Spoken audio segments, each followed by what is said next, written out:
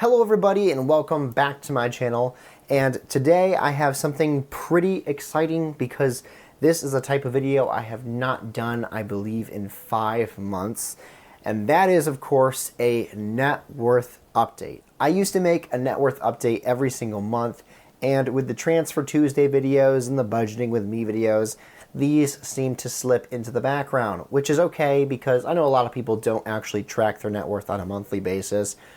But I'm hoping today that after 5 months of having a sabbatical from doing net worth update videos, in today's video we are hopefully going to be seeing a positive net worth growth. I've taken a little peek at what those values are, and you and I are going to go through and punch in these new updated numbers into my net worth tracking spreadsheet. I'll be honest, I'm quite excited to see what these values are going to turn out to be, because I have not added everything up together.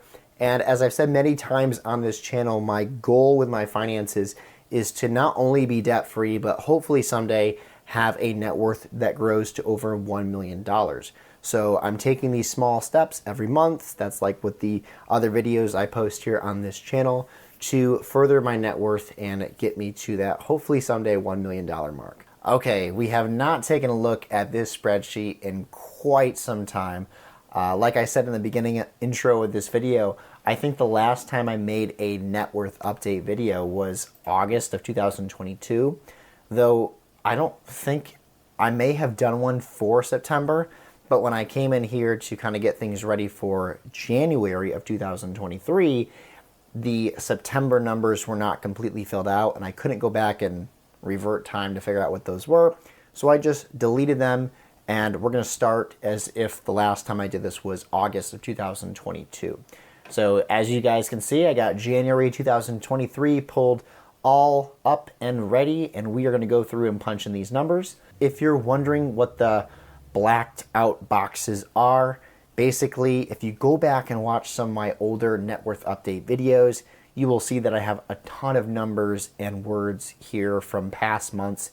You guys can see I have D through O months listed here. This is like a year and a half of months that have a bunch of values, and I usually compress and crunch them down to make it so it's viewable for you guys to see me in the little corner and have updated values be displayed. So to make it all fit and to make it look a little bit better, I just black this out so that you guys don't get just glossed over with 1,000 numbers all up on the screen. It makes things, I think, look a little bit neater. If you guys have any recommendations as a way to make this look cleaner, but also not delete the values that I put in there, let me know. I'm not a Google Sheets expert, so if some of you are, or if you had a clue or a tip for me, let me know down in the comments section below. So let's now take a look at the first value we are going to be punching in for January 2023's net update, and this is going to be for my 401k account. I mentioned in last week's video in that Transfer Tuesday that the reason I didn't do this last week or at the beginning of January 2023 was because my employer, our 401k, was being transferred to a different company to hold it. Basically, I think it was going from T. Rowe Price to Charles Schwab, and then I found out that that transaction, that moving of the accounts, wasn't happening automatically. There was a part I had to play in that. I still don't know totally what the part I have to do is, because as of last Friday, they transferred everything from one account in T. Rowe Price to another account in T. Rowe Price. Long story short, I'm able to look at the values now. I was not able to look at the values previously, which is the important part. So, January 2023's 401k number, the amount currently is sitting at $14,927.13. So, since August of 2022 to January 2023, had quite a bit of nice growth with my 401k account. Obviously, with a 401k, that's money that just comes right out of my paycheck with my regular employer. I don't pay much attention to it. It just happens automatically for the most part. So that account has continued to grow. And usually when I check in on it, it's nice to see everything is pretty much in the green with the, what do you call it, the investments I've chosen. I've tried to make it diverse over the course of however many years I'm going to be working with this company. Moving on now to my house. And this here, because we're talking about assets, this is my house value. How much my house, if I were to sell it, how much I could potentially get. Now, these numbers, I would say, when it comes to my setup and the homework I have to do to get ready for these net worth update videos, my house value is probably the most inaccurate. And the reason is because the only good, true, and tested way to have an accurate home value given to you is through a home assessment. And you have to hire somebody to come out and do that. And I don't want to do that because I don't want to spend money on that right now. So I guess the next best thing is to go online and put your home address into a realtor site. A lot of people like to use Zillow, though that doesn't mean Zillow is necessarily accurate and the best information. However, that's what I use. So according to Zillow, nothing's changed. I said all that to get to the part where I say nothing's really changed. It did go down a little bit, but it wasn't, it basically gives you a range. So I'm going to put my home value at $170,300. Hopefully that comes out correct, $170,300. But having my home value go down at this point in time doesn't really bother me. For one, because I don't even know if that's an accurate number because it's been given to me by Zillow. And two, that's not the most important part of my asset calculation. To me, it's my investments and cash and investments. So for me, the house isn't really, it is an investment, but it's not the main one I focus on, if that makes any sense. I'm putting my money towards other things, which we're going to get to when we get to the liabilities. So stay tuned. Next up, my car, my precious car.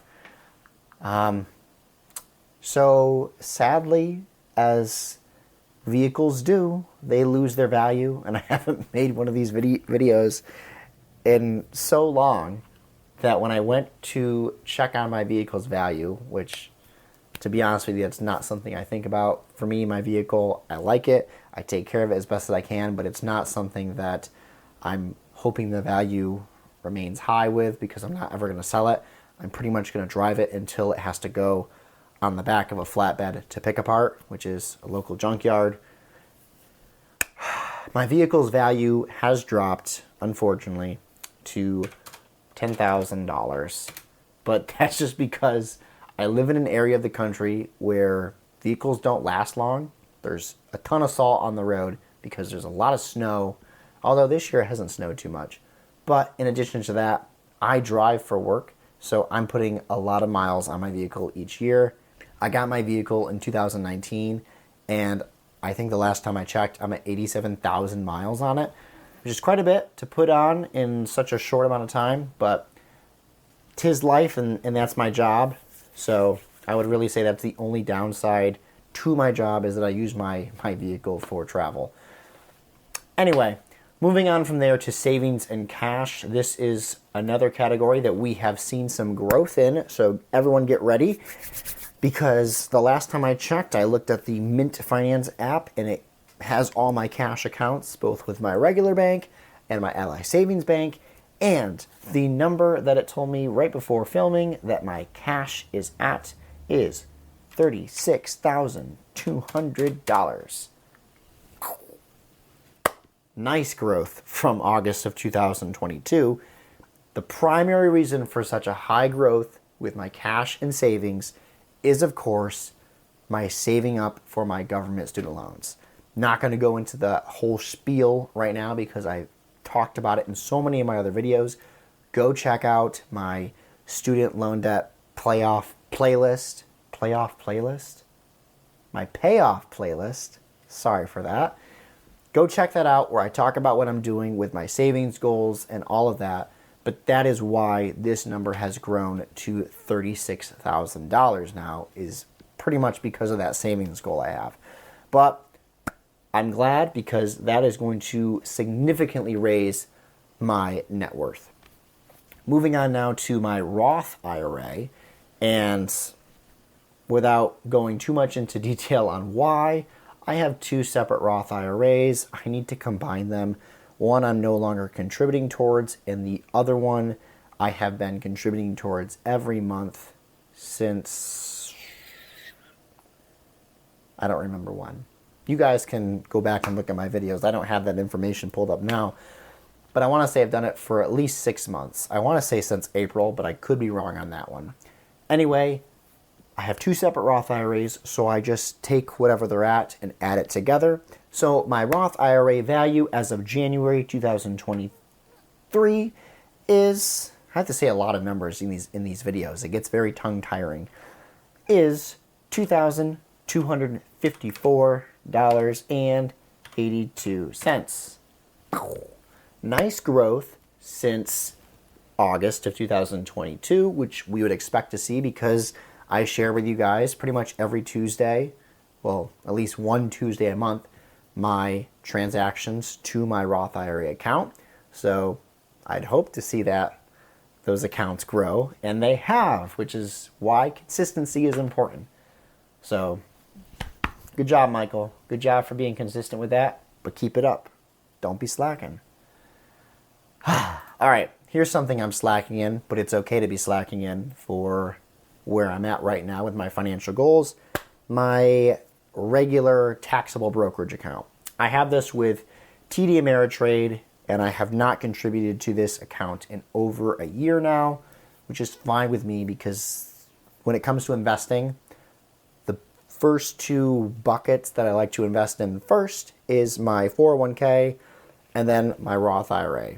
Those are the two things I'm looking at when it comes to investing in like ETFs or index funds or stocks. When we think of investing, like the stock market, that's where I focus on first.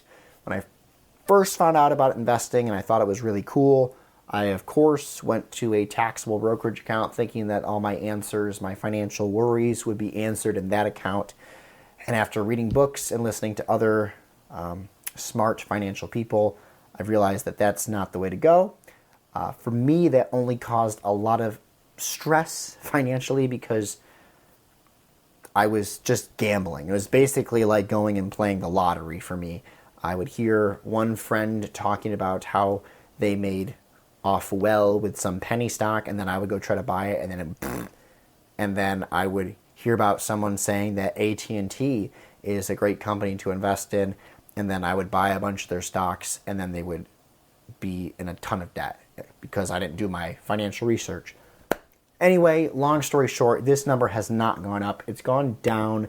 I don't care. But because this is a net worth update video, I'm going to share with you guys what my new taxable brokerage account is at. And it is at $1,961.22 as of about 20 seconds before pressing record on the camera. But who cares? It's not really what I'm looking at. I just happen to have almost $2,000 in these stocks that are just sitting there. So maybe someday I'll return to this and start taking that side of investing more seriously. But right now, like I said, when it comes to investing in the stock market, I look at 401k and Roth IRA, and that's what I'm going for first. All right, so what we got to do now is we got to figure out the total value of my assets. We do this by looking at all these values we just found out through 401k, through my taxable stocks, and everything else. And we're going to add it all up. And that's going to give us a total value of $235,643.17. Which so far, everything looks pretty good because if we look back here to August, and if we look way back here to April of 2021, that's when I kind of first started tracking my net worth. Wow, look at the growth. Quite significant, especially with my emphasis not being on increasing my assets, but in reducing liability. So nice growth since April of 2021. And as I remove more of my debt, that type of growth, that progress will actually go up more quickly because I'll be able to concentrate more on asset growth and not just debt depletion. So there we are, $235,643.17. The only thing left to do to start rounding off this net worth calculation is, of course, to move down to liabilities. So let's look at the liabilities for January of 2023. And we're going to go kind of quickly through this because, spoiler alert, nothing's changed. So first off, government loans are in deferment, so I haven't been paying on those. I've been saving towards those, which was reflected back up here in savings and cash. So instead of putting that money to this, government student loans, they've gone in this bucket, so to speak. The other thing is that my mortgage actually has changed. I lied earlier. There is some change here because the last time I did this was August of 2022. So let's put in the mortgage first because that number has gone down, although not as much as I would like. But that is at $130,350.42. Nice. Okay, so a little bit over $2,000 depleted from my mortgage loan. And the government student loan, of course, is still at 71. Well, it's at this number right here. There. Car loan, 0, because I paid that off. Sally Mae, 0, because I paid that off. So, nice. Let's just go through. Check that out. So, we didn't have as drastic as a change in the liabilities column as we saw in the asset column. But that's to be expected because of how my financial goals and the strategies I'm using are playing out, because most of my money goes towards the savings and cash, which is going to be used to pay off my government student loans should they not be forgiven. And that's why the government student loan category right here hasn't changed literally since April of 2021, and actually even before that, because it was in 2020 that they paused them. But my mortgage has gone down, and $6,000 since April of 2021. I'm not going to go into I can't say that word. Someone can write it in the comments. Amortization rates and how that process works with paying off a mortgage loan. I think I said that right. But basically, when you first start paying your loan, the first half of the life of the loan is going to pretty much go right towards paying on interest, not the principal. So that's why we see such slow progress with my mortgage loan. Once again, that's an area of my net worth that I don't really care about right now.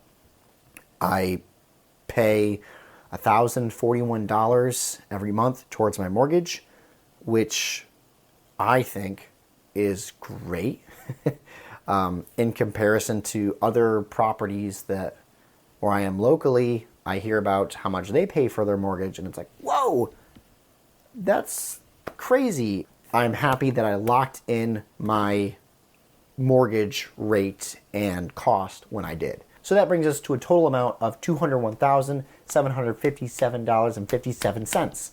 Whew! A lot of 57s and 75s in there. All right, we have one more thing to do, so stay tuned. I'm going to pull it up here in just a second. You guys won't see that happen because it's going to happen off screen. Okay, so we have here this small, slender blue chart that has been calculating my net worth by month since March of 2021, where my total net worth was negative $56,000. I told you guys in the beginning, I came from a negative net worth when I started tracking. And you guys can see about May of this past year, 2022, I finally crossed over into the positive amount, which is great. But ever since then, I've been actually making some pretty nice progress. So I have this little formula punched in. I know you guys can't see probably right now what it's about to do, but basically it's going to take the total value of my assets and subtract from that the total value of my liabilities. Let's see what it spits out. An error. Nice. Just what I wanted. Give me a second. There we go. So, sorry for that. Like I said, I am not a Google Sheets professional. I use it to do these videos, and that's it. I don't use it for work or anything else. So January 2023, total net worth is now $33,885.60. Nice. So coming from negative $56,000 to now almost $34,000, that's quite a bit of progress in just under 2 years now. So thank you guys for sticking around for this progress. I know some of you have been here from the beginning. I see you guys typing in the, I don't actually see you, but I read your comments down in the comment section. I recognize a lot of names now. I won't go and share them all here on the video because I don't know if people want to be referenced in that way. But I thank you guys for sticking around with me through this debt payoff journey, through this net worth tracking journey, getting from negative net worth to zero net worth, and now from zero net worth, hopefully one day up to $1 million in net worth. But we'll see, because there's going to be a lot of things that I'll have to do to get to that big number of $1 million. Obviously, my asset column is going to have to grow. I won't be able to just have like a 401k and a Roth IRA and one car and a house there. I don't plan on expanding my net worth through cars. I would like to do it through rental income and properties, but right now with the way that student loans are going and the uncertainty with that, I'm kind of just stuck in having to save up towards my government student loans. But thank you guys for watching, for sticking around to the end of this video. If you would like to see how my debt payoff journey has been going, because I just posted a video recently about that, be sure to check this video out right here.